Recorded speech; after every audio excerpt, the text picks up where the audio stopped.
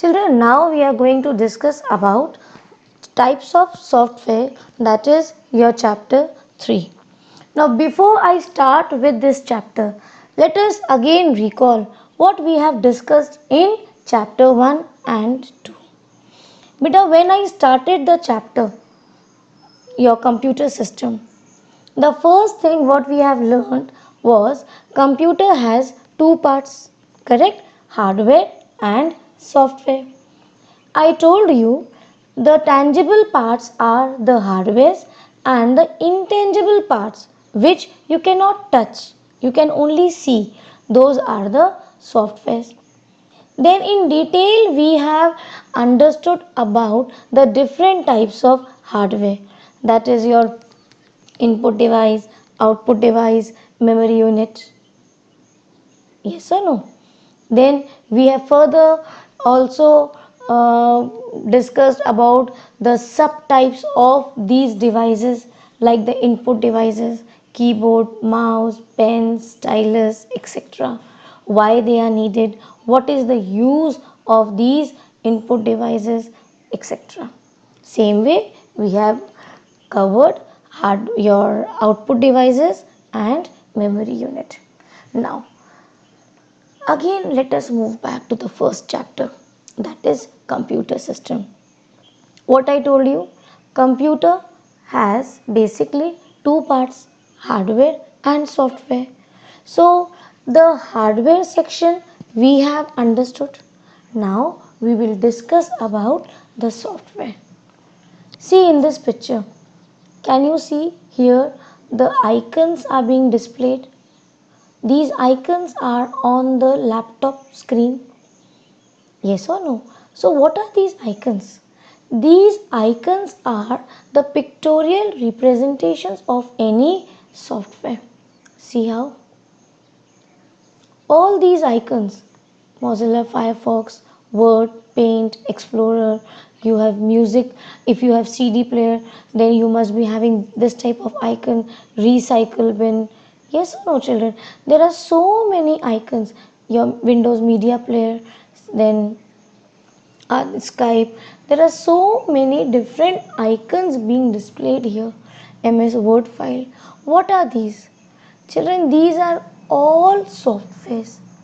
These are the icons, but when you click on these icons, what do you see?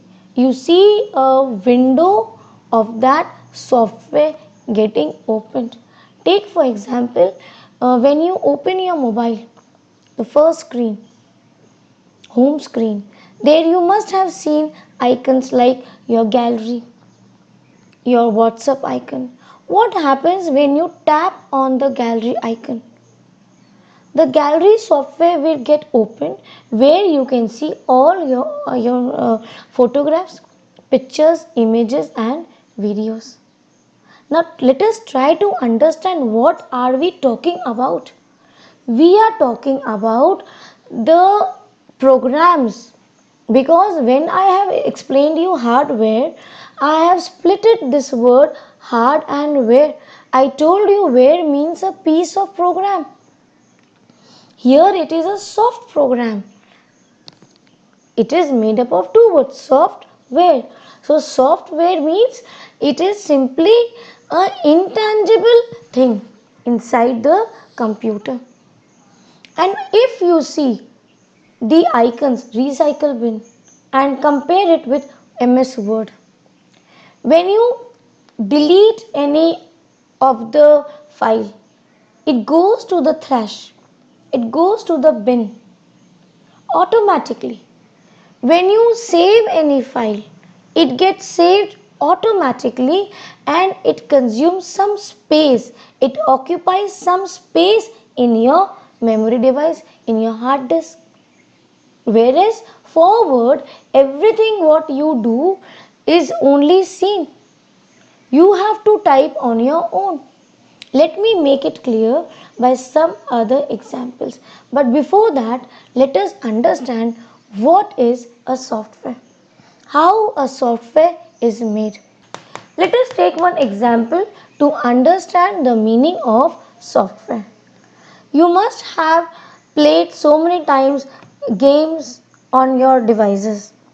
Let us discuss one such game, that is car racing. One single instruction if I want to make.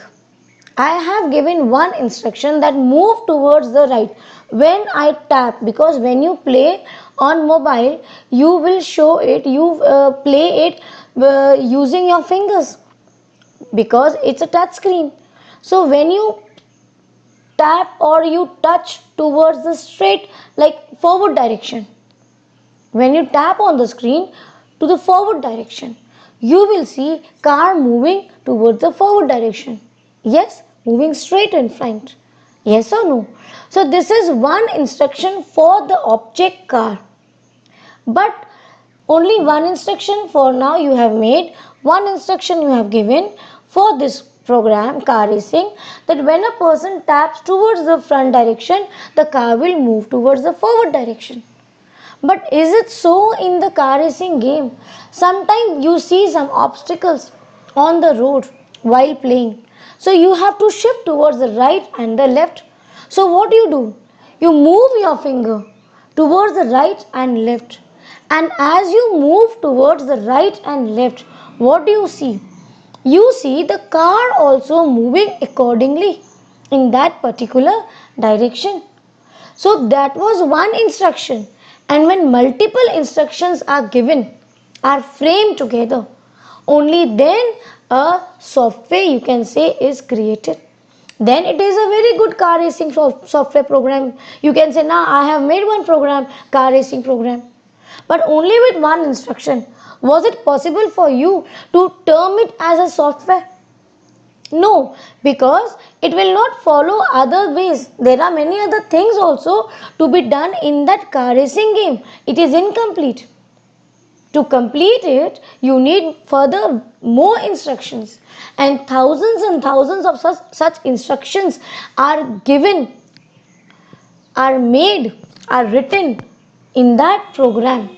That is called as a program where multiple instructions are there. Is it clear? And such multiple instructions make one program, and many such collection of programs will form a project, that is your software. Take for example in car racing, this was regarding only the directions. Now you have to also create some bonus points. That is one different type of program, correct, with multiple instructions again. When the car will jump up over that pit, or that the user will get points, or if it has crashed many other cars, again the car user will get some points. Are you getting my point? So that is another program. Multiple programs when are combined together, then a software is made. I hope it is clear to you. Now see how it works. See, the first thing is we interact with the system. Take for example, you want to open gallery. So what do? You will tap on the gallery icon. So user will use that application software. So when you tap on the gallery icon will be displayed on the screen. And further, if you access some files, click on some files, or you want to delete some file, you want to share the file, you want to transfer the file, that is you are sending some request to transfer the file, to copy the file, to share the file. So from gallery you want to share it to your friend on WhatsApp. Yes or no? So from one location this picture file will move to another location. So you simply click on the share icon, but then you see it gets transferred to that particular application program, or to that location. Yes or no? So who is taking your request and completing your request? Who is doing the task? This is operating system. Operating system is the interface between user and hardware. You can see here very well. We request for anything. I will request to open a music file. So that is the user's request. So I just can't open my mobile and see the mobile and just think that the music file will get opened. No, I have to do certain work, that is to click or to at least select the file which I want to play, and then you will be able to listen to that file, that song. So your request was taken to the operating system, and through the hardware it allows you to hear the song. Are you getting my point? You want to open a song file and listen to that. So how will you do that? Through any application software. You cannot open MS Word and say, now you play a song for me. Because application file, the Word file, every application softwares are meant for certain different tasks, particular tasks. If you open Word file and say, yes, Google search for me, what is a computer system? And you are writing what is a computer system and you are pressing enter. As you press enter, the cursor will be blinking for you to type. It do not know that it is a question, because that is a documentational file used to only create or make documents. Are you getting my point? The same thing if you do it using any search engine. There if you write what is a computer system and press enter, you will get related links. Is it clear? So when you click on something and you get the service back, that is done by operating system. There are two types of softwares: system software and application software. Now children, listen to this carefully. It is very interesting also. We are all aware of these both the types of software.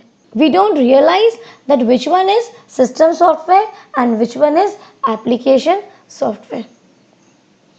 Take for example, you are working on laptop and you are writing the notes. Is it clear? Now the battery is very low. You did not notice that. And after a certain period of time, your laptop got switched off, turned off. Now, I have given this example last year also. I have explained you the need for software. The first question before we start to learn about the different types of software is to know why we need software. Children, we need software because it will provide us with particular services. Children, basically there are two types of software: system software and application software. Now when I give you example, you will think, oh ma'am, we know what is a system software and what is a application software. Let me give you one example. When you want to delete a file, you have taken a selfie with your friend, but you saw that in that picture you are not looking very good. You want to look very pretty. You are not looking as you thought. So what do? You plan to delete that picture. So when you delete the picture, what happens? Automatically from the storage space it gets removed and that much space gets vacant. So did you do anything more except clicking on the delete option? No, you have only pressed the delete option. You have clicked on the delete option. But the rest of the story was done by somebody inside the computer. That is your system software, who takes your request and who is working automatically all the time without your notice. Take another example, your date and time. You are not every second changing the date and time, are you? No. Automatically you will see whenever you turn on the laptop or your any other device, the date and time displayed is the current date and time. Yes or no? And suppose your battery is low. You will keep on getting a message, or at least on the taskbar you can see that the battery of your mobile or laptop is low. So you can see on certain places how much battery you have consumed, how much battery is left. Yes or no? One more thing, if you open any software like Filmora, these are all video editing software.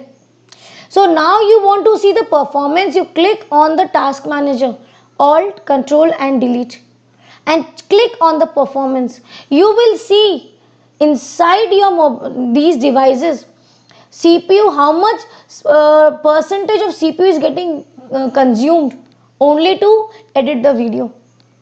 There are many other ways, many other examples to understand that somebody is there inside the system working. And here, when I say system software, the meaning makes it very clear that these type of software deals with the system completely. It has nothing to do with the user. It is only helping the system to work better, or making the system, allowing the system to work efficiently and effectively. Are you able to understand? What else the system does? It will read the data from the input device. It will send it to the processor. It will check for the working of all your output devices, or sorry, the hardware devices. It will check for the working of the hardware devices, whether all the devices are working properly.